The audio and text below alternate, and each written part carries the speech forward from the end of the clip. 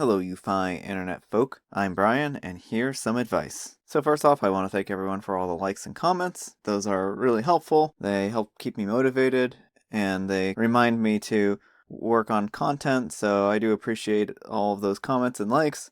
It is really helpful. It gives me good feedback on what everyone's enjoying, so thanks. Let's get into it.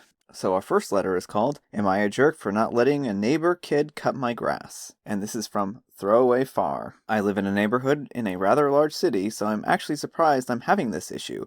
It leads me to believe that I'm unknowingly displaying some kind of jerky behavior. My wife and I have lived in the house for around 2 months now. Our city has a program where you can turn your yard into a wildlife habitat, and it's something my wife is really into. She has been researching low-maintenance local grasses and wildflowers to plant in the yard. Our backyard wasn't planted before we moved in, so we thought we'd start experimenting with the backyard. The previous owners had some poorly sodded grass in the front yard, and we planned on replacing it after we figured out what would grow. On the day we were moving in, a kid, 13 or so, came in and cut the grass in the front yard. He said he had a contract with the previous owner to maintain the yard. The yard looked pretty terrible, so I paid him and told him we won't need his services. He took his money and went off. A few days later, the neighbor on the left came to introduce herself to my wife and I. She mentioned that Ty, the kid, does everyone's yards. His mom is disabled and it helps them bring in money. I was like, oh cool, thanks for letting me know, and went on about my business. Next month, Ty is back and ready to mow the brown grass in my yard that doesn't need to be cut. He's about to get started without asking, and I tell him it's not necessary. He can go along to his next house. He looks confused with me and says, you don't want your grass cut for $20? I told him it wasn't necessary and that he doesn't need to worry about my yard anymore. He made a long face, so I gave him a 5 and he went over to the next house. The neighbor on the other side came over and said, you don't need your yard cut? And I said no and smiled and went back inside. From then on, it seems like my neighbors are ignoring my wife and I, even some of the neighbors we haven't met yet. We wave and say hello while walking our dogs, and they look and ignore us.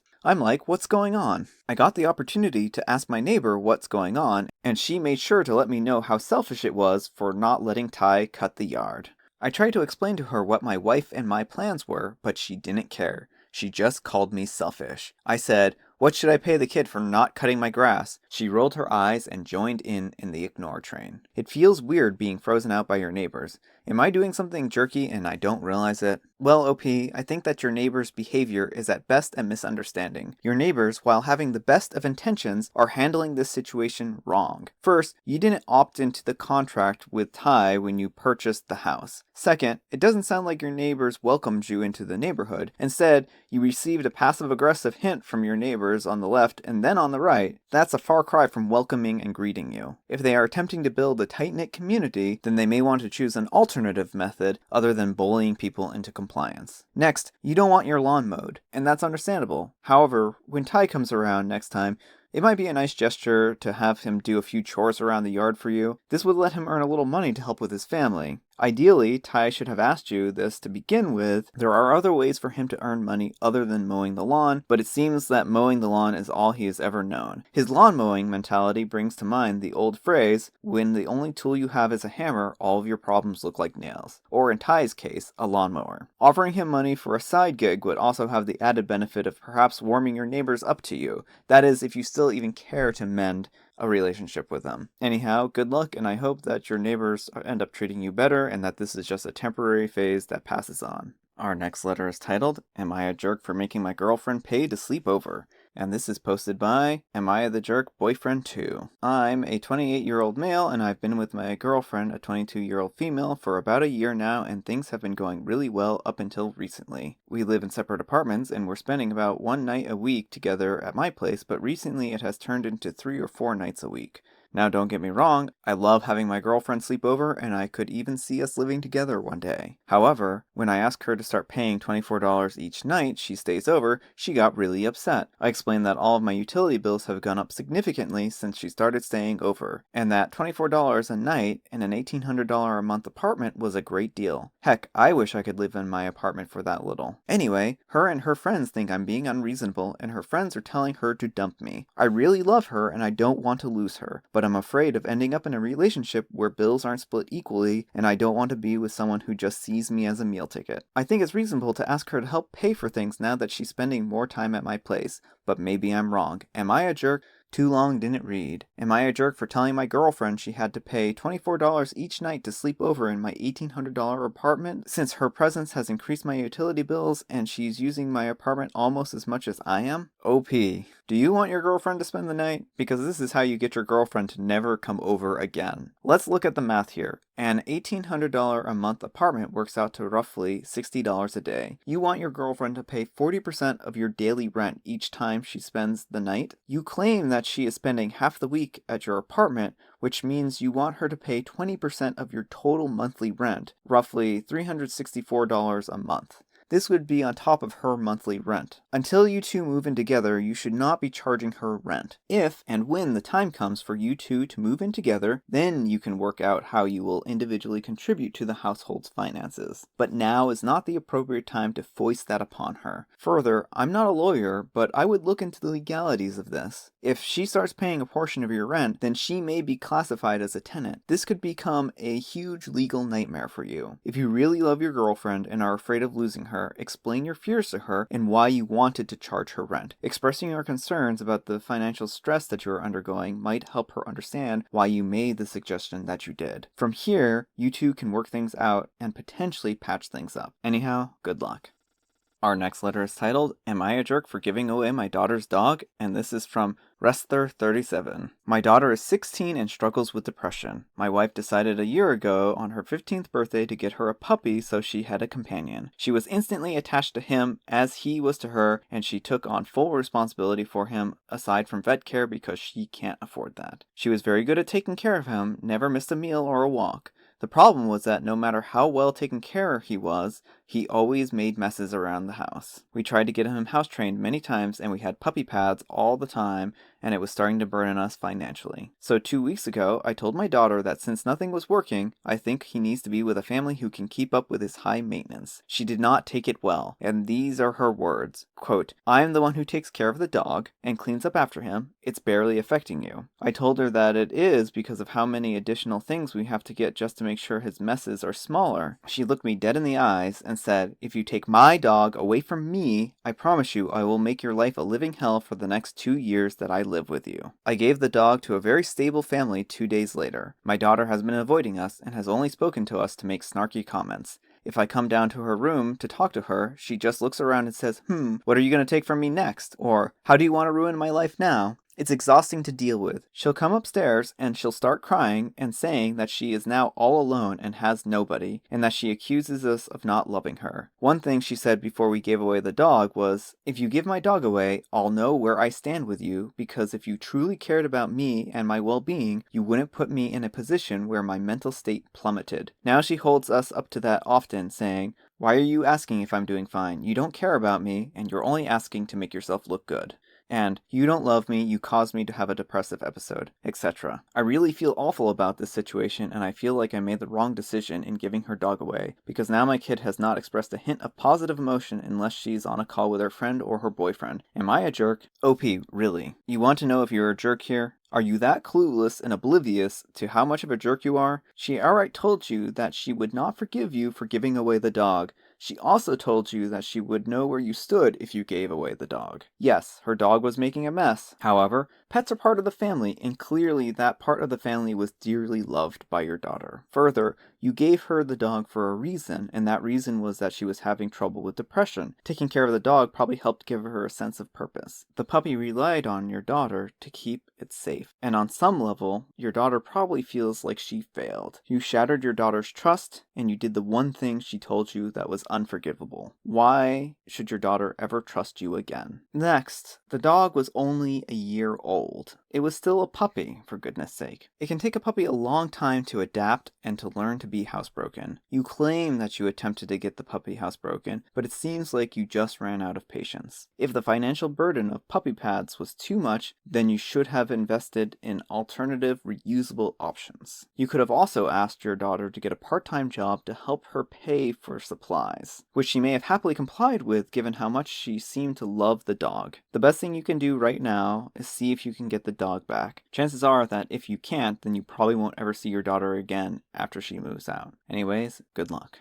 Our next letter is titled, Will I Be a Jerk If I Tell My Boyfriend I Am Embarrassed by How He Dresses? And this is from Am I the Jerk? Anime Shirts. We've been dating for 3 years and lived together. He's over 30 years old. It's embarrassing being out with my boyfriend in public. People, mostly employees at restaurants, bars, etc., never think that we're a couple because of how differently we present ourselves. I value my appearance and looking decent. He doesn't care what he looks like and ridicules men who care about their appearance and calls them hipsters. As a result of his lack of style, the bulk of his clothing is stuff that he's had since he was a teenager or that his brother or his sister's boyfriend gave him because they outgrew it, I guess. This includes many graphic t-shirts with things like Pokemon, anime, and retro video game images on them. We were just at the grocery store and once again I noticed that my boyfriend was dressed more like the small boy children accompanying their mothers shopping than any of the adults in the building. I was cringing internally but trying not to show it. It completely kills any desire I have for him when he dresses like an overgrown 12-year-old. I'll never share any of these thoughts with him because I thought it would only be hurtful and he wouldn't change anything. I thought I could accept it, however it has bothered me more and more the longer we've been together. He does have some non-graphic t-shirts that look fine, and I'm okay with band t-shirts, I own a few myself, but he only wears t-shirts. It's like if your girlfriend in her 30s dressed like a tween, replete with colorful tights, mismatched socks, tutu,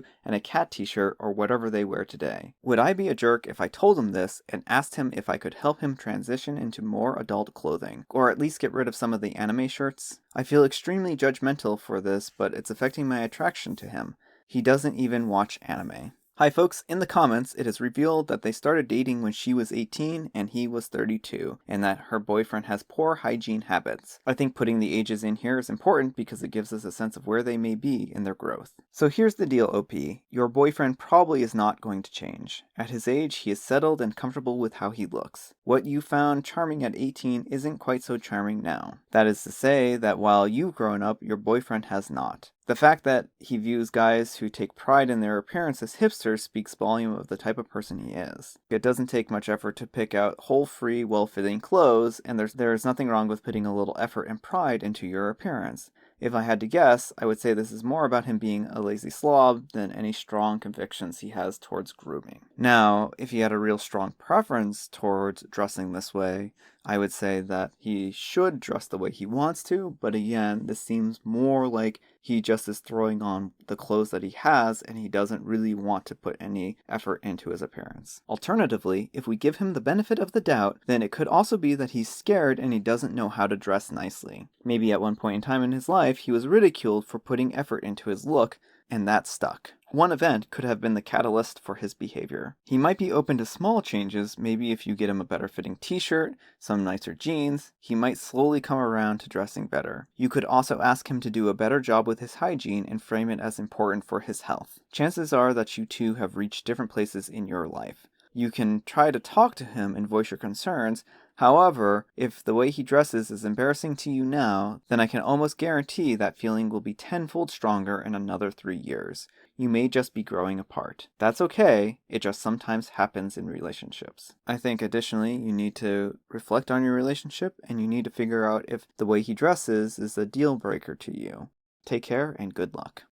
Our final letter is, am I a jerk for telling my wife to take a painkiller and telling her to stop feeling sorry for herself? And this is from ThrowRaw192I2. I am a 40-year-old male with 3 children from a previous marriage, 11, 10, and 8. And we have 2 children together, 3 and 1. My wife is 31 and I've been with her for 6 years now. Usually during her time of the month, she spends about 4 out of 7 days in bed because, I'm going off of what she says, they're so painful it leaves her unable to do anything even with painkillers. She doesn't always take painkillers and tries to get through the pain as she puts it. We had begun to think that she was pregnant since despite being frequent, she hadn't had her time of the month for almost 2 months and her last one was 10 days. She was considering going to the doctor, but has decided it isn't an emergency. She promised the children as soon as the padding pool arrived on the day we would all put it up and she would spend the day outside with all the children since we have been busy. Paddling pool arrived and so did her time of the month early last night.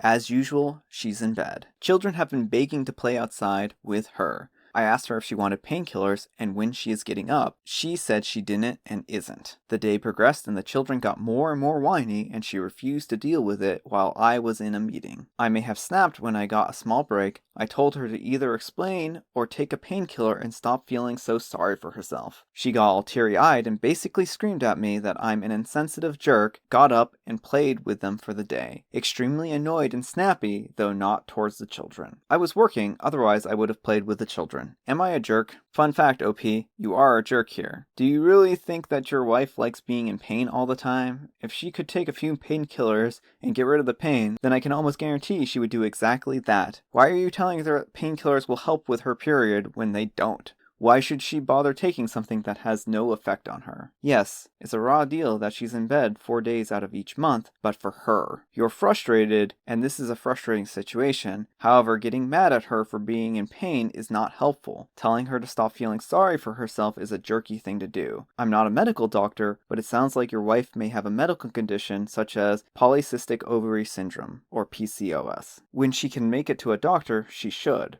The pandemic is probably adding to the frustration of the situation for both you and her. She probably would love to get seen by a doctor and start a treatment plan for this problem that she's having. You don't specify how long this has been going on for, but I'm assuming for a while now. However, if this is a recent change over the last year, she should seek medical care.